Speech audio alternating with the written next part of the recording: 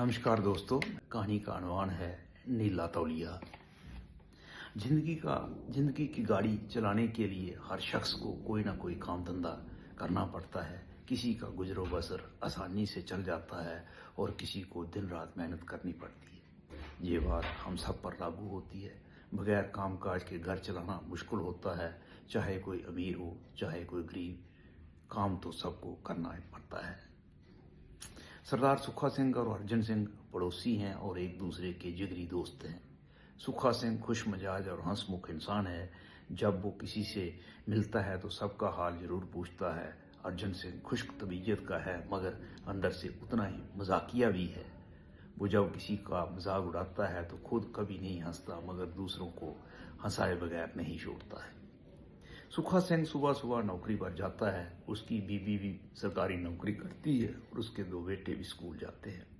शाम को घर आते वक्त सुखा सिंह ने सब्जी के लिफाफे उठाए होते हैं। अर्जुन सिंह ठेकेदारी करता है और घर का कोई काम नहीं करता। जब कभी आते जाते रास्ते में अर्जुन सिंह और सुखा सिंह की मुलाकात हो जाए तो फिर क्या कहना, वो एक दूसरे को उल्टा सीधा मजाक करते हैं और एक दूसरे की खूब खिल्ली उड़ाते हैं। उनकी मज़ाहिया बातें सुनने के लिए राहगीर भी रुक जाते हैं। एक दिन सुखा सिंह सुबह सुबह अपनी नौकरी पर जा रहा था और वो उस वक्त बड़ी जल्दी में था। उस वक्त उसका मिजाज ठीक नहीं दिखाई दे रहा था। उसे रास्ते में अर्जुन सिंह मिल गया। अर्जुन सिंह ने पूछा, भाई सुखा, क्या हाल है? आज रूठे रूठे क्यों जा रहे हो? क्या बात हो गई? मगर सुखा सिंह ने कुछ नहीं बोला और अर्जुन सिंह उसका मुंह ताकता रह गया। खैर, बात जो ही निकल गई। 3-4 दिनों बाद अर्जुन सिंह बाजार से आ रहा था तो उसे रास्ते में सुखा सिंह मिल गया। दोनों में गुफ्तगू शुरू हो गई। एक दूसरे का हाल पूछने लगे। इतने में अर्जुन बोला, भाई सुखा, 3-4 दिन पहले तुम सुबह सुबह बड़ी जल्दी में थे। क्या बात थी? कहीं कोई मर गया था क्या? अर्जुन बोला, हाँ यार, मेरा एक जिगरी यार है जिसका नाम अर्जुन है। उसका बाप मर गया था और मैं उसको मिलने जा रहा था। अर्जुन बोला, अच्छा, तो तू आज बाजी मार गया? तू तो अच्छे से जानता है कि मेरा बाप 5 साल पहले गुजर गया था और मैंने उसके श्राद्ध की दावत भी तुम्हें पिछले साल महीने खिलाई थी। फिर भी तू झूठ बोल रहा है। सच सच बता, तू उस दिन क्यों परेशान था? सुखा बोला, यार, तू मेरा सुख दुख का साथी है। हम आपस में एक दूसरे को कुछ भी बोल देते हैं और ये बात मोहल्ले के लोग भी अच्छे से जानते हैं। हम एक दूसरे से कितना मजाक करते हैं। अर्जुन बोला, तुझे तेरे बाप की कसम, बता उस दिन क्या हुआ था? सुखा बोला, नहीं बताऊंगा। तू जो मर्जी कर ले, नहीं बताऊंगा तो नहीं बताऊंगा। अर्जुन बोला, ठेके की एक फुर्ती पिलाऊंगा तो भी नहीं बताएगा? सुखा सिंह बोला, जब पिलाएगा तब सोचूंगा कि बताऊं या ना बताऊं। इतने में अर्जुन का घर आ गया और वो घर के अंदर चला गया और सुखा सिंह अपने रास्ते पर हो लिया।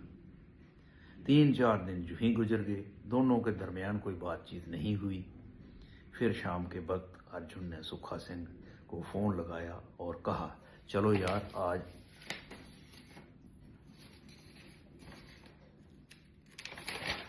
बाजार चलते हैं। सुखा सिंह बोला, आता हूं, तू घर से बाहर निकल। सुखा सिंह घर से बाहर आया और अर्जुन सिंह के घर के बाहर खड़ा होकर उसका इंतजार करने लगा। 10-15 मिनट बाद अर्जुन घर से बाहर आया। फिर दोनों बाजार की तरफ चल पड़े। सुखा सिंह बोला, आने में इतना वक्त क्यों लग गया? क्या बीवी के कपड़े धो रहा था क्या? अर्जुन कुछ नहीं बोला और वो आगे चल पड़े। एक दूसरे की टांग खींचते रहे। इतने में वो एक मैख़ाने खाने के बाहर पहुंच गए। अर्जुन बोला, सुखा सिंह, क्या ख्याल है? सुखा बोला, फोन करके बुलाया और अब पूछ रहा है कि क्या ख्याल है। चुपचाप अंदर चल और फिर वहां बैठकर बात करेंगे। दोनों मैख़ाने में पहुंचकर एक टेबल पर बैठ गए। खिदमतगार हाजिर होकर बोला, हजूर, क्या पेश करूं? अर्जुन बोला, ठेके वाली देसी 2 फ्रूटियां लाओ।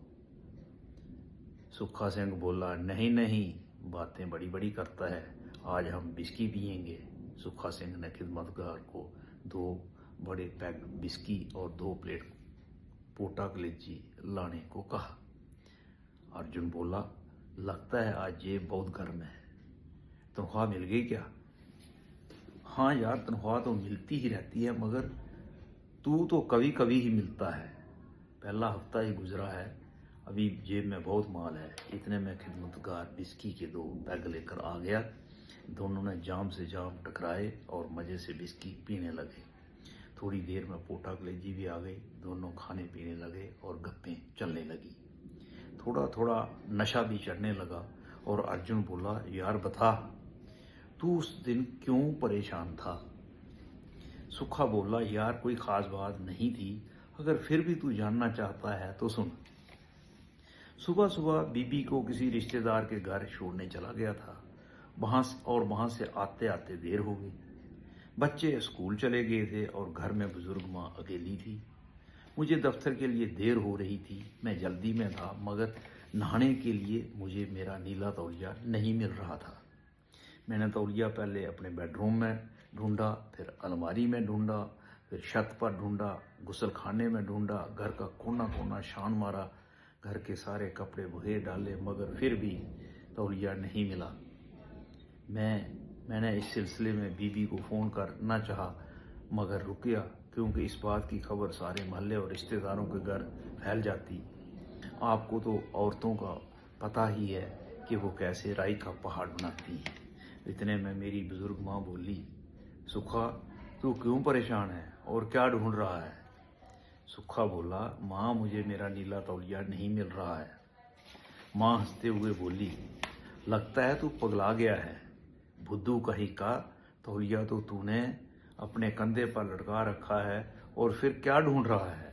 माँ की ये बात सुनकर मैं बहुत शर्मिंदा हो गया कि मुझे आज क्या हो गया। तौलिया कम वक्त मेरे कंधे पर था, जिसे मैं कहीं और ही ढूंढ रहा था। उसके बाद मैं नहाने चला गया और मुझे दफ्तर के लिए देर हो गई थी, इसलिए मैंने उस दिन तेरी बात का जवाब नहीं दिया था।